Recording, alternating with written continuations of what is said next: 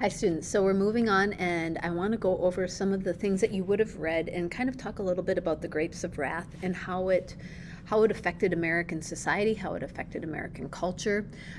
Because John Steinbeck writes this book from a really unique perspective. Now, John Steinbeck lived in California. He writes this book from a kind of personal perspective, although he did not suffer kind of the same way others in the book did. But I do want you to understand that this is a time of this Dust Bowl period when a lot of people are moving out of the Midwest, and part of the issue. Sorry, there's a bell. Part of the issue of why the Midwest suffered such a great dust bowl in the mid 1930s was because of those agricultural practices that we had talked about earlier. Remember when we talked about kind of shallow farming, where they didn't plow really deep, and because they wanted to have a quick yield, they wanted the seed to be more shallow in the soil, which means that they would have the crop come up sooner and they could have the harvest earlier. Well, that was actually very hard on the land, and so the United States, especially in the Midwest area, suffers a terrible dust bowl. Part of the issue is we had not really planted enough trees for shelter belts. We know what wind can do in areas like this in North Dakota. So the Midwest saw this kind of great exodus out of the Midwest into areas like California, where they had better weather, they had more irrigation practices, and this is where we know this kind of term that comes from the Grapes of Wrath called the Okies. The Okies were mostly from Oklahoma, but it was kind of a term that was generalized to many Midwesterners who went west, especially to California, in search of work. And I have to tell you, I really hope you read The Grapes of Wrath sometime in your life. It is a fantastic book. The end is going to kind of like shock you, surprise you, gross you out. Like but it's a really, really good book, and it's a part of American culture that I think all students should be very well aware of.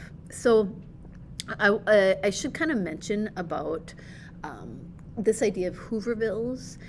At this time, especially we're talking like 1930 or so, when there's a lot of people losing their homes because they're over mortgaged or their farm went under, they went bankrupt or whatever it is, Hoovervilles became kind of like these shanty towns, and you heard that in that excerpt from The Grapes of Wrath.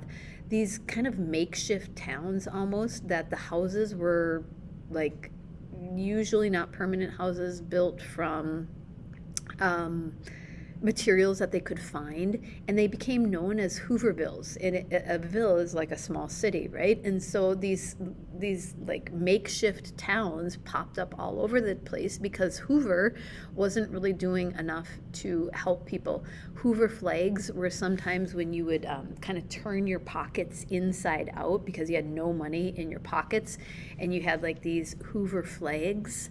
Hoover blankets. Hoover blankets are essentially what we know as newspapers that were used for warmth, used for like a cover, a blanket. And so there was a lot of lingo that kind of came with this time because of the really economic and tragic lots of life that people found themselves in during this time. All right, so moving right along. There we go. I think there. Okay, so in the Great Migration during and after World War I, African Americans escaping segregation, racial violence, and limited opportunity in the South moved to the North and West, where they found new opportunities but still encountered discrimination. So we're now backing up a little bit before the Dust Bowl and the migration out west, but we are talking about the Great Migration, and this is one that you for sure need to know. You need to understand that a lot of people were leaving the South. It was kind of sometimes known as this great exodus. A lot of people of color, Black Americans, were leaving the South to get away from Jim Crow laws, segregation, discrimination. We had seen the rise of the KKK, and they're really trying to get away from this racial violence. They move in great amounts into especially the North, but also the West as well. I've got a pretty good slide, it might be on another one, of where you can see kind of those rates going into Texas, into Arizona, into Washington State, into California, but a lot of people going into New York, into Michigan, Chicago, especially those big cities right there. So this is known as the Great Migration, and people are looking for new ways of life, better ways of life, but they still are encountering a lot of discrimination. And we'll see race riots actually break out in areas like Detroit, Tulsa, Chicago. Now, keep this in mind. This is during and after World War I. So during World War I, for instance, African Americans were not allowed to be in the military, or if they were, they had to be obviously segregated, and there's very few people who are Black Americans who are in the military at that time. And so there's a lot of movement at this time. Well, when there's soldiers coming back from World War I and they feel like there's then again this great competition for jobs, it leads to a lot of tension and race riots. If I can make a little connection here, we're going to see race play a factor again during and after World War II again, and it also happens with race. This time it becomes known as the Zoot Suit Riots. It's out in LA. We'll talk about the Zoot Suit Riots a little bit more, but you should understand that zoot suits were a type of kind of like a seersucker suit, like a really kind of fine material that a lot of Latinos wore. And because Latinos were not allowed to be in the military at that time, or at least not in very big numbers, they were workers in the United States, especially in the western part of the United States, and they came into a lot of conflict with returning soldiers from the war.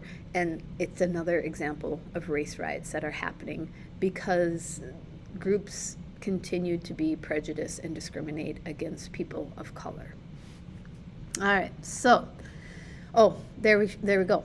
Here we're going to talk about migration to the United States from Mexico and elsewhere in the Western Hemisphere increased in spite of contradictory government policies toward Mexican immigration. So during the Great Depression, there were huge amounts of deportation. You know, we had mentioned that how what was happening around World War I and kind of the scare of communism spreading around World War I.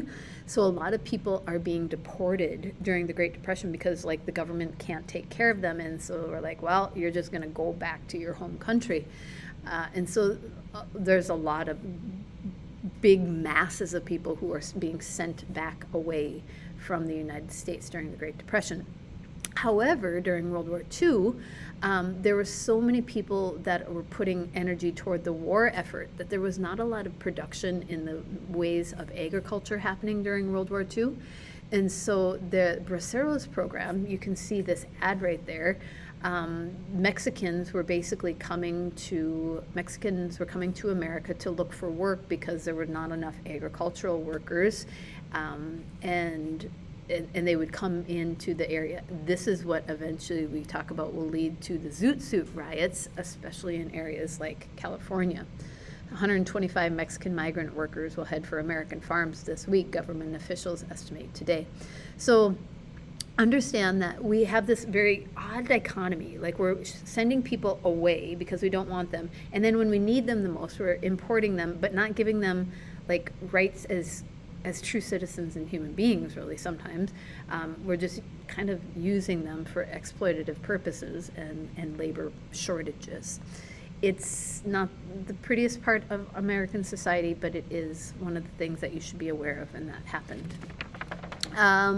So actually, that's it. I'm going to stop right there. I just wanted to go quickly through that Great Migration, Hoovervilles, and what's happening with the racial tensions that are continuing to escalate. All right, talk to you later. Bye.